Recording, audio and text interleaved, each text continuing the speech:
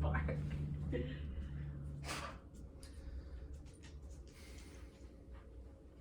Dear Heavenly Father, we come to you this morning with praise and worship. We just lift you, we exalt you.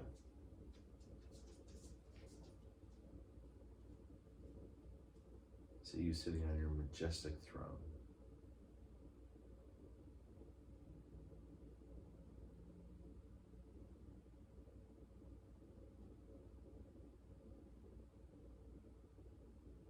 Just worship at your feet, dear Heavenly Father.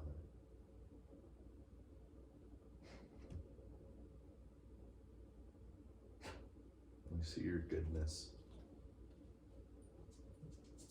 your benevolence, your wisdom. We just give thanks to you.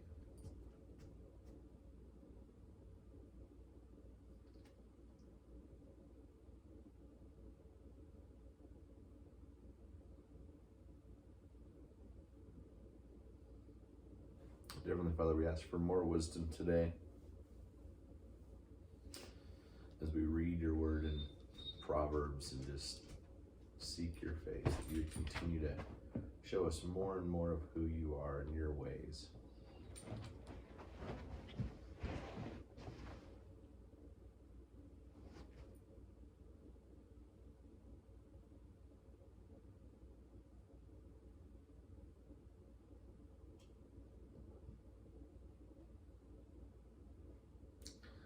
You know what we need more than what we do.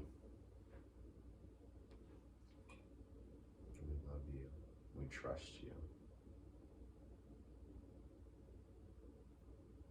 As we just work to accomplish the things that need to be done, just that you would continue to bless us and direct us and guide us in everything that we do.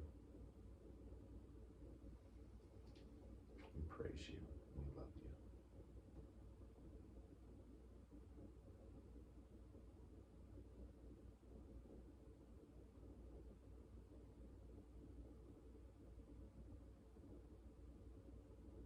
Pray these things in your Son, Jesus' name.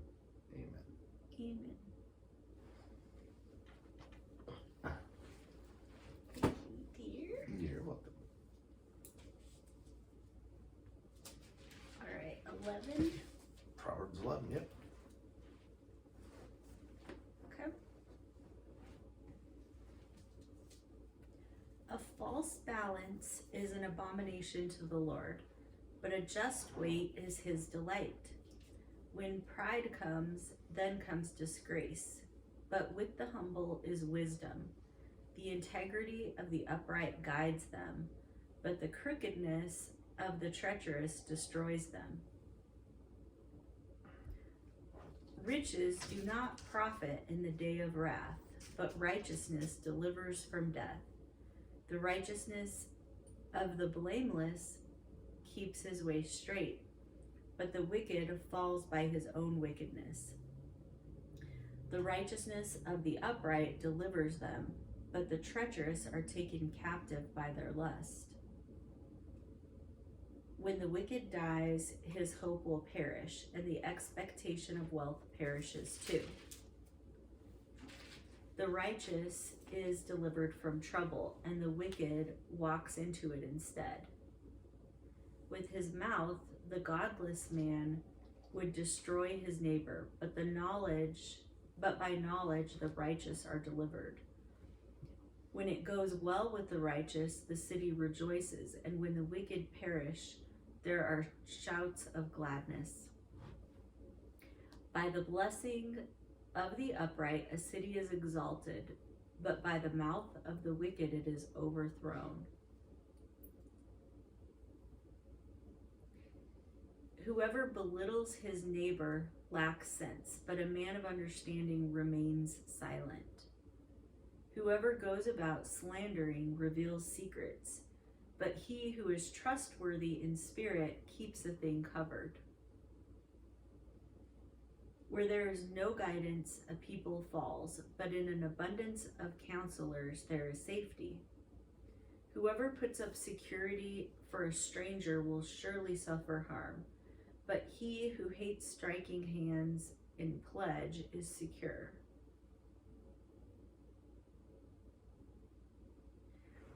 A gracious woman gets honor, and violent men get riches.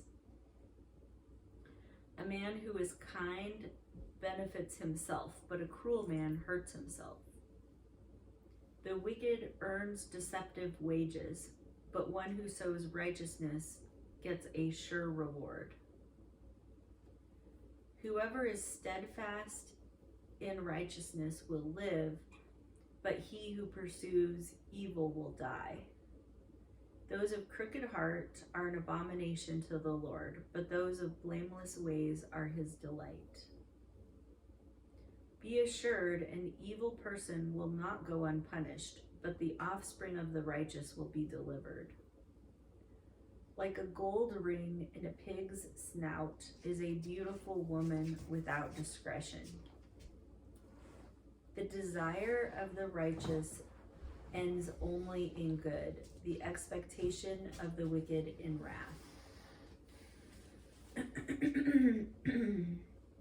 One gives freely, yet grows all the richer. Another withholds what he should give and only suffers want.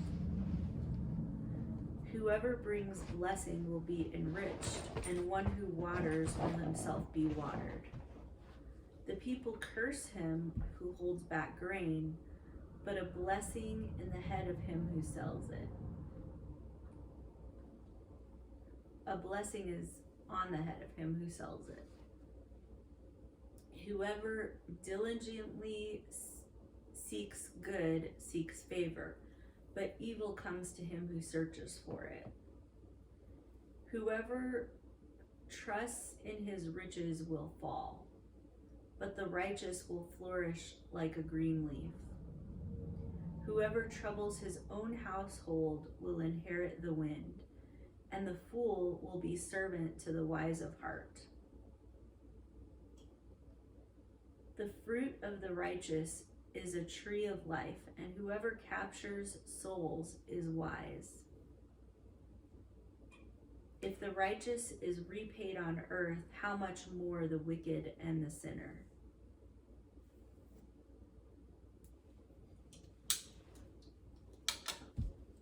Dear? Yeah, there are several things. Do you want to start? Go ahead.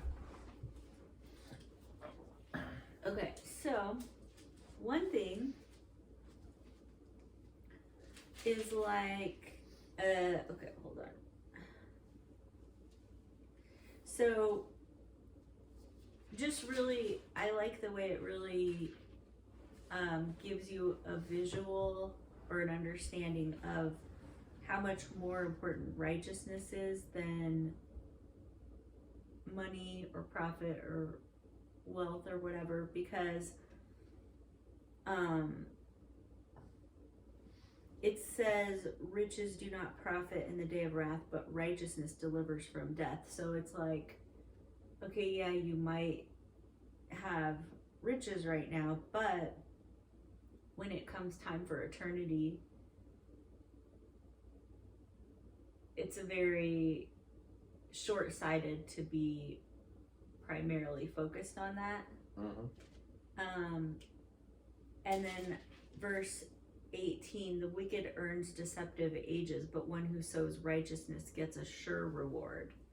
So it's like, yeah, if you're wicked and you can earn wages, but sowing righteousness gets a sure reward. So yeah, maybe you get wages, maybe not, but ultimately you're going to get that reward from God.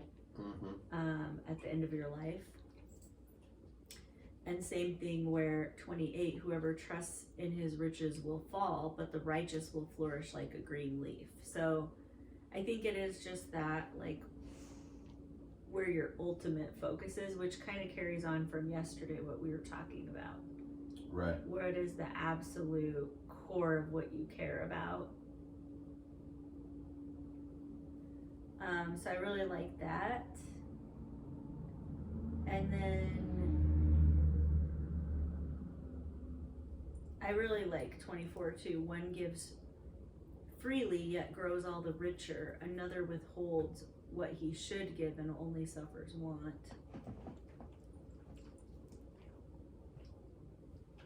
That was like the main thing that I was getting from it, but also like if we go through every one there, it's I think, really so for good. me, the biggest thing I got is how much of Proverbs specifically, but a lot of Proverbs deal specifically with words and slander and gossip and like just controlling your tongue. Yeah. Like there's a ton of that in there that I don't think we, as a society, even really discuss all that much. There's a That's true. There's a book I have in my library called Hung by the Tongue. Oh yeah. That talks about the words you speak and what that, it's more of a booklet. Yeah.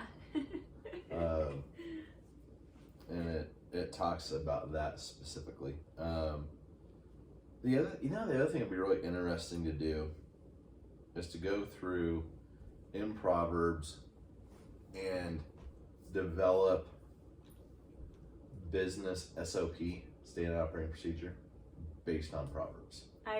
That's weird that you say that. Okay. Because I was literally thinking that last night when I was awake.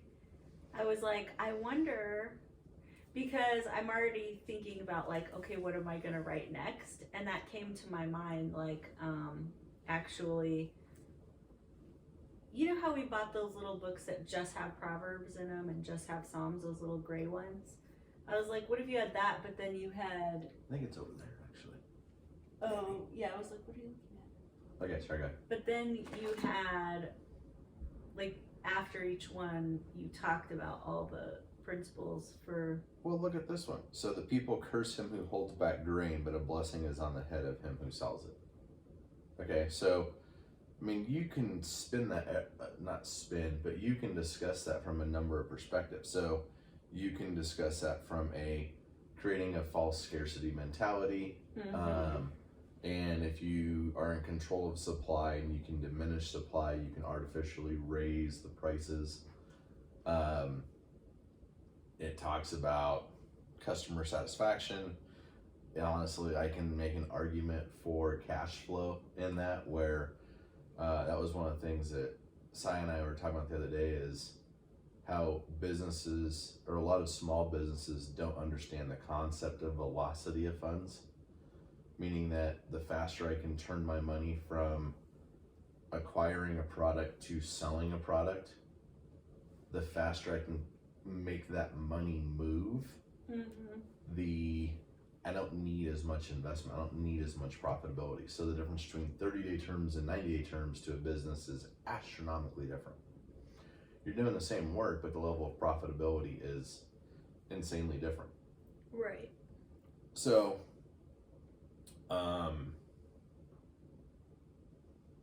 so as a business owner, if I look at that one verse, and it's like, huh.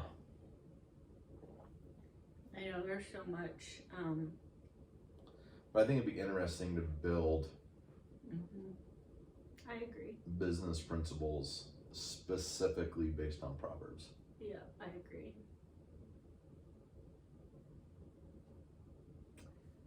Be really That may good. be my second book. There you go. There you go, dear. What's your first book? The one I've been writing for a year and a half, Oh. 2 years. Are you still working on it? Every now and again when I have time, yeah, I do. Oh. Cause we'll talk about that later. But okay, I'll say it real quick. Because otherwise it'll be stuck in my head and I'll forget. So, the YouTube channel that I created is fueling the book, and the book is fueling the YouTube. So they're kind of intermingled with the consulting. Okay. Gotcha. Going back to what you were saying about slander and all that, do you want to dive into that? Like, the different scriptures here or no? Sure. Because that was standing out to me too, but then It's like half this chapter. I mean, it's like half this chapter is business and tongue controlling. I mean, a Right. false balance, that's business. So 9, I think, is where it starts. With the mouth, with his mouth, the godless man would destroy his neighbor, but by knowledge the righteous are delivered. Mm-hmm.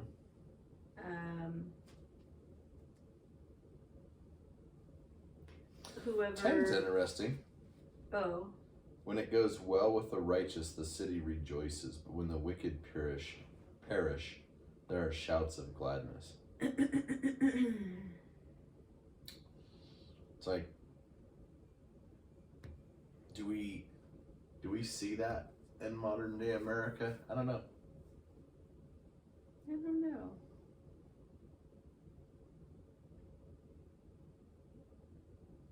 So the blessing of the upright, the city is exalted, by the mouth of the wicked it is overthrown. Mm. I think that is directly tied to gossip, slander, like spying. I don't know what you'd even call that, but just like, I think lying is a big part of that, like intentionally sowing discord and deceit. Yeah.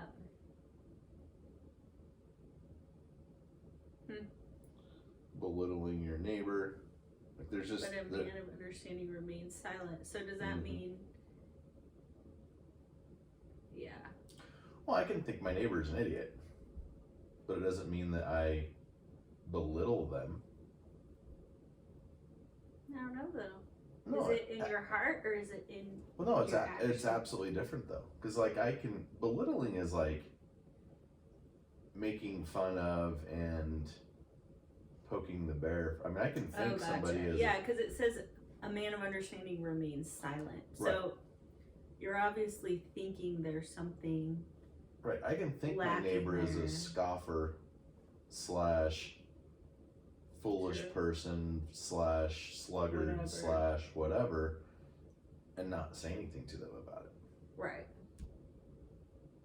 But can you imagine the amount of contention that creates if you belittle, which is ridicule, make fun of, right?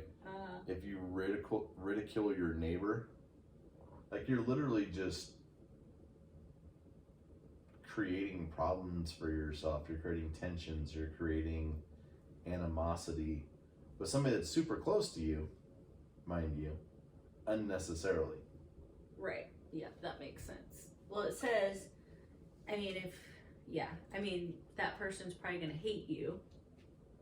And then it's like, Well, it's the apartment complex thing, right? It's the, man, your neighbor listens to their music super loud and you complain and it just turns into this giant war thing. right.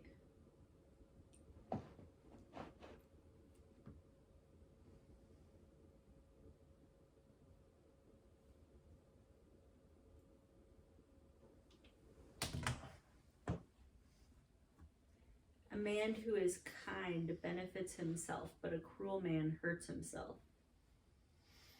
Kind of the same idea on a different. I mean, you've got the law of sowing and reaping in here.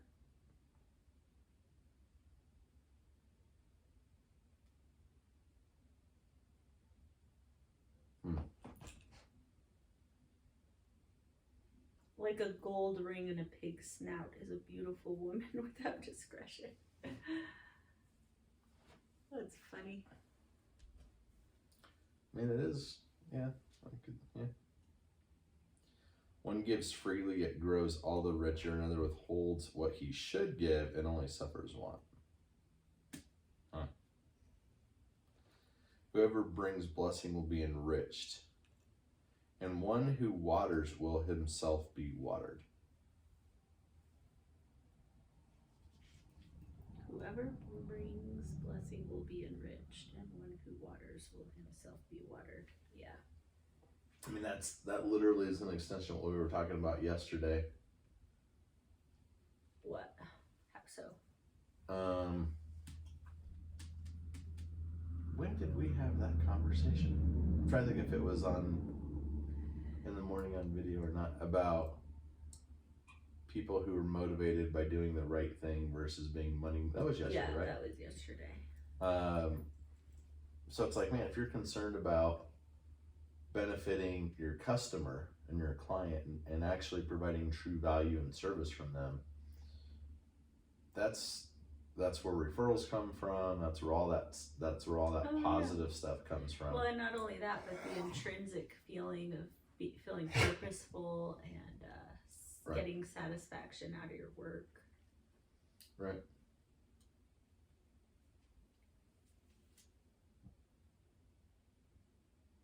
Well, and even just like, let's say you just encourage somebody, just say something nice and encouraging, like it does make you feel good too when you're benefiting other people in whatever way. Mm-hmm.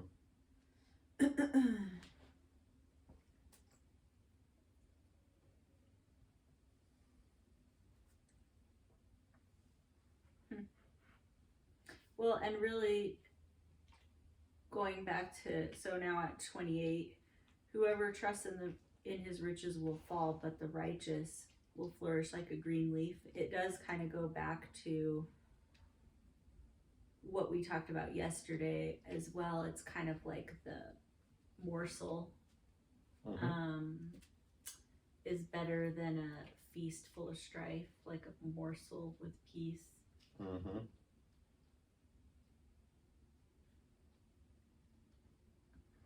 What do you think 29 means? Whoever troubles his own household will inherit the wind, and the fool will be servant to the wise of heart. So it's all one thought, kind of. Mm-hmm. So it's like my mind bounced through that thing a couple different ways. So whoever troubles his own household will inherit the wind. So what I think of when I hear that is like that, if you sow the wind, you're going to reap the whirlwind, right? So it's kind of that. Oh, I've never heard that. Yeah, it's like a weird old kind of like reaping the whirlwind. It's like, I think what that means, honestly, is it's like your family will ostracize you and you'll inherit nothing. Like there's nothing there for you. Yeah. I think that's what inherit the wind means. Literally about inheritance? No, but I think if you have people in your life that do nothing but trouble you, right? Yeah, they're not gonna want to do anything nice for you, right. Help you. Yeah, I mean that's where it's like you have people who, like it's like when addicts steal from their family or whatever the case is, and it's like they've got nothing left, and it's like, nope, I'm not willing to take you into my home, I'm not willing to help you. It's like they're literally, I don't mean inheritance, but it's like nobody, when you're constantly stirring up trouble and troubling your own household, so the people closest to you, right, there's nobody there for you. Yeah. And what does it mean? And the fool will be servant to the wise of heart. Well, I think foolish people always end up being servants. I mean, because if you're wise, generally speaking, you're a good steward. If you're a good steward, you make sound investments. Mm-hmm. You are prosperous. Right. And if you're a fool and you're not prosperous, you're going to be coming to the wise man saying, hey, can you help me? Can you? Right. And you're kind of at their, what's the word? Mercy? Yeah, at their mercy. With however they want to handle it and however. Right. I'm tired this morning. I really think that might be my first book. I might change the prioritization. I don't know. I just think it's really interesting. Like I think and this is kind of what Si and I were talking about the other day too. It's like there's all these biblical tenets that we don't ever really truly delve into. Like, what does it mean to be, it's like, okay, so gossip and slander, right? So it's like, hey, what does that look like, and why isn't that addressed, and why isn't that taught about, and why is it just glazed over so much? I mean, if we talked about how to the Christian way of living as much as we talk about, I don't know, whatever churches have a tendency to talk about, like, it would be a completely different church Big C. Mm-hmm. And it's funny how, like, churches are like, oh, it's not our place to discuss finances with a church body. Like, we shouldn't be discussing finances. We shouldn't be, there's certain things that are avoided, certain topics. Right. And it's depending on the church. But right. And it's like the Bible doesn't avoid talking about those things. About the Bible, anything. Yeah, it's very, very specific and very clear. And it's like, so we don't talk about those things? Yeah. Like, who decided that? Like, that's... Right. And it's like, oh, we shouldn't, as a church, you shouldn't discuss politics. And it's like, why? Oh, because you'll lose your 501c3 status. Okay. Which is your nonprofit tax status. Oh. Okay. So I should avoid discussing things that are wrong politically for the sake of money? Which is what this is talking about. The Yeah. green leaf is the... Yeah, well, did Jesus do that, or did he criticize the Jewish government, the religious government, the Romans? Of course he did. Right. So it's like, huh. Yeah. It's interesting to me, honestly. It is. And I mean, how would that change Christianity if we really did dig into every single thing? I mean, I feel like by only delivering parts of the message or by not taking each verse and fully digesting and understanding what it means, Mm-hmm. that we create a bunch of people that are kind of limpy, it's like you're not fully functional, you're like kind of get it, but you're going in the right direction, but you're not really like fully optimized. Well, and this is what, ironically, this is what Sai and I were talking about. I said, one of the things that we're talking about, I said, there's so much about the modern American Christian church that, like, if you liken it to a martial arts studio, right? Like, you've got, how many people are signed up? And it's like, people are like, oh yeah, well, I go to this martial arts studio. And it's like, okay, how often do you go? How hard do you practice? How much do you train? What belt are you? Like, there's a very distinct progression, right? Uh-huh. And it's like, it's just funny because it's like, where's the biblical progression? Where's hey, I'm going to take somebody who knows nothing about the Bible and I'm going to walk them through this educational process where they can get head knowledge that then moves into heart knowledge so that you learn about a subject? Or is it just, hey, sign up? I just want you to sign up. And it's like, it's very, very interesting. And I think that's one of the things that, as Christians, and that's kind of what this is honestly is the progression of teaching biblical principles in a way that's completely different. And it's not just, to me, it's like, man, where's there a formalized curriculum without going to seminary? Right. Of really,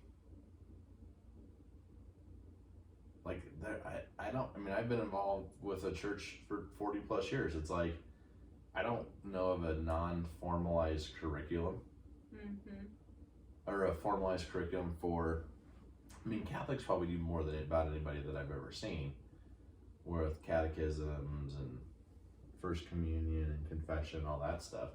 But that doesn't really continue. And if somebody converts to Catholicism in their 30s, do they go through all that stuff, or is that just for kids? Yeah, I think so. You do. I think, yeah, you do. Okay. But the thing about Catholicism is, and really most churches, honestly, I just find it odd that they don't encourage people to open their Bible and read it. Like, and maybe they do here, there, whatever, but it's not like you would think, for how important it is and for how this is lacking, like digesting every little verse and trying to understand it all and apply it to your life. You would think they would at least mention it every week at church, and we've gone to churches that have the Bible in a year reading plans, which is really helpful. That's what I was saying. But if you go back through when they were promoting that, it was like, I think the statistic, if I remember right, that was on the screen is it was like less than 10% of the church bodies actually read the Bible. Right. From, it cover to cover. Like it's pretty small. And honestly, even doing the Bible in the year thing, if you remember, like, we skipped numbers. We skipped. They skipped parts probably because they figured it's boring, which it can be really hard to get through those. Right. But it's part of the whole picture. Well, right. And if it's important enough to be preserved for thousands of years in a spiritual religious document, of any document, right? Yeah. Let alone the Bible, which is your foundational teaching and writing, you should probably read it. Yeah. Even if it's just, who beget who and who was in, how many people were in this family. Okay, great. Like, that's still. I remember when times we've gone through it, there is still, you get things out of it that are kind of unexpected. Even though it is like, so-and-so beget so-and-so. Sure. You can argue from a business perspective. I personally find accounting, bookkeeping, the number side of a business boring. Ultimately that's what you're working for, is to turn a 7 to a 9, right? But it's one of those things where it's like, I don't get excited about reconciling invoices. That's not something that is in my passion, right? So, but there are people that is their passion. There are people that is important. If you don't have good financial health to a business, it's bad. Yeah. So the part to me that I find to be interesting is it's like we discount that, and it's like let's focus on marketing and sales. That's fun. That's interesting. And it's like, but there's the other side of that too. That's also important. Yeah.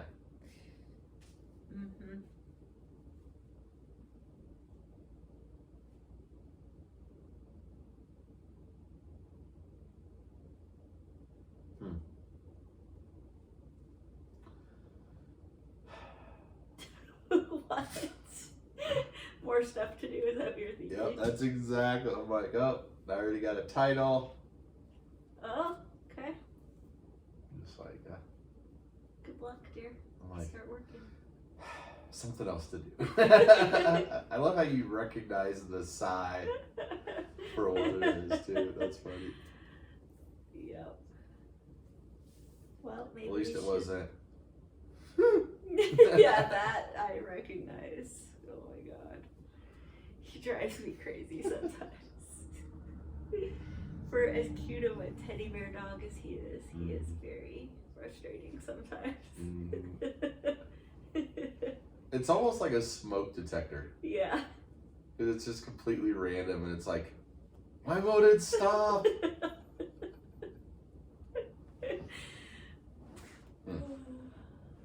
Shall we? Yep. Okay. Especially